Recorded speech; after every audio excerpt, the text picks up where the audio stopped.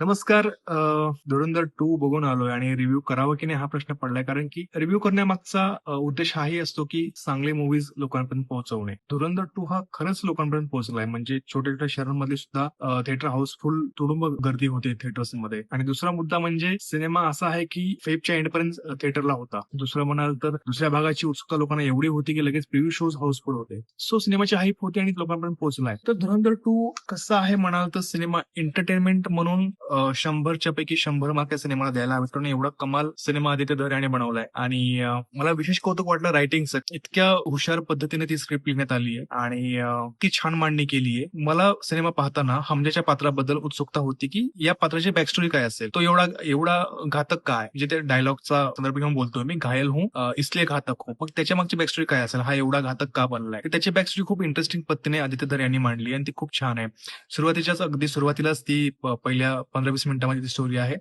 तर ती खूपच छान. ती थोडी ट्रॅजिक स्टोरी आहे, सॅड आहे. काही दुःखद घटना घडतात तिथे, वाईट. आणि मग त्याला ते शिक्षा होते. अजय सन्याल त्याला हेरतात तिथून. सो अशी ती स्टोरी आहे. आणि पुढे मग गोष्ट परत रहमान डक्केच्या मृत्यूपासून सुरू होते. हमजा लॅरीवरती कब्जा मिळवतो. पुढे पुढे त्याला तो सगळं वर्चस्व प्रस्थापित करतो आणि मग त्याला शेरे बोलोच हा किताब त्याला मिळतो. आणि मग नावाप्रमाणे सिनेमात पूर्ण सिनेमाभर बदला तो रिव्हेंज घेतो. तर अशी ही गोष्ट आहे. आणि कथेमध्ये पुढे मग बडेसाहेब येतात. बडेसाहेब कोण आहे हे तुम्ही सिनेमा बघतानाच बघा. बडेसाहेब कोण आहे, बडेसाहेब विषयी खूप चर्चा होती आपल्या माध्यमात आता सुद्धा. आणि बडेसाहेबचा भारताशी खूप मोठा संबंध आहे. तो तुम्ही सिनेमात बघा तेव्हा तुम्हाला मजा येईल ते बघताना. आणि मेजर इक्बालचंही पात्र खूप इंटरेस्टिंग आहे. मेजर इक्बालचे वडील दाखवलेत आणि त्याचं वडिलांशी असलेलं नातं, वडिलांचं 1971च्या युद्धामध्ये लढणं. मेजर इक्बालच्या वडिलांचा मेजर इक्बालला राग आहे काही गोष्टींचा, किंवा त्यांना खूप त्यांना भारताला हरवता येत नाही, किंवा भारतातल्या त्यांना अशा कारवाया करून सुद्धा काही यश मिळत नाही. त्यामुळे तो बापलेकाचं नातं खूप इंटरेस्टिंग पद्धतीने समोर आले. तेही मला खूप पार्ट आवडला. खूप खूप इंटरेस्टिंग टर्न अँड ट्विस्ट आहे. खूप इंटरेस्टिंग बऱ्याचशा गोष्टी आहेत. काही काही गोष्टी पटल्या. आता प्रोपोगंडाचा मुद्दा म्हणाल तर प्रोपोगंडावरनं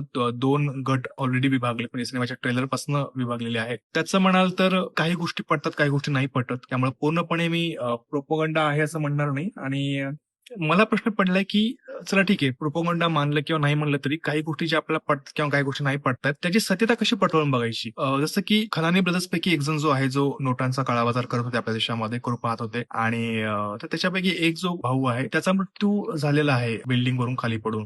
तो आणि जहूर मिस्त्री किंवा इतरही जी कोणी अतिरेकी आतंकवादी आरोपी आहेत आणि त्यांचा मृत्यू झाल्याची उदाहरणं किंवा बातम्या आहेत. म्हणजे तुम्हाला लिंक मिळतील, तुम्ही फॅक्ट चेक करायचं बघा, करायचं म्हणल्यास. तर मग ते सगळं जे डॉट्स सगळे कनेक्ट होतात योग्य पद्धतीने. मग ते कसं म्हणायचं की प्रोपोगंडा आहे किंवा नाही. फक्त एक गोष्ट नाही पडली, थोडी नोटबंदीवाला मुद्दा नाही पटला. तो ज्या पद्धतीने सगळे धागे जोडलेत ना, नोटबंदी आणि अतिक अहमद, त्या गोष्टी थोड्या नाही पटल्या लॉजिकली. कोणच आदित्य धर यांचा राजकीय कल दिसून येतो, ते कुठल्या बाजूला आहे तेही असायला हरकत नाही. पण थोडं काही भाग थोडा वॉशिंग मशीन टाईप वाटला काही भाग हा सिनेमाचा. अदरवाईज एंटरटेनमेंटच्या नावाखाली हा सिनेमा पूर्णपणे प्युअर एंटरटेनमेंट आहे. 100 पैकी 100 मार्क्स या सिनेमाला आदित्य धरला. बाकी सगळ्यांनीच इतकं कमाल काम केलं. सगळ्या डिपार्टमेंट्सनी सगळ्यांनी खूप कमाल काम केलंय. आदित्य धरने आता म्हणजे आदित्य धर रायटर, डिरेक्टर, प्रोड्युसर सगळेच होल अँड सोल आहेत. आणि सगळ्यात म्हणजे ज्याने सिनेमा कच्चा खाऊन टाकलाय तो म्हणजे रणवीर. हा सिनेमा रणवीरमय आहे. कारण की ज्या पद्धतीने रणवीरने सगळं ते लिहिलंय, पेललंय, खरंच तोड नाही. म्हणजे हमजा त्याच्या डोळ्यात उतरलाय, अंगात उतरलाय आणि त्याने जिवंत केलाय हमजा.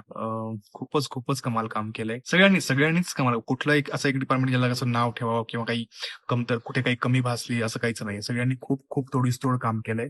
बाकी येस. आणि दुसरी गोष्ट म्हणजे ए ग्रेड सिनेमा आहे. खूप जास्त हिंसा आहे सिनेमात. जर तुम्ही नाजूक हृदयाचे असाल तर एवढी म्हणजे अगदी गाजर काकडी कापल्याप्रमाणे या सिनेमात माणसं कापली आहेत. खूप हिंसा आहे. सो जर तुम्ही नाजूक हृदयाचे असाल तर हा सिनेमा टाळा शक्यतो. आणि शाब्दिक आणि शारीरिक, मानसिक अशा सगळ्याचे हिंसा या सिनेमात आहेत. आणि प्रोपोगंडा ही व्यक्तिसापेक्ष बाब आहे. तुम्हाला काय वाटतं हे तुमच्यावर डिपेंड आहे. तुम्ही काय फॉलो करता त्यावर. सो काही गोष्टी आवडल्या मला, काही गोष्टी नाही पटल्या. पण ठीक आहे, त्याची उत्तरं आपण आपली शोधावीत. आणि बस एवढंच. सो मूवी बघा आणि कसा आवडला कमेंट्स मध्ये सांगा. आपण तिथे बोलूया. थँक्यू.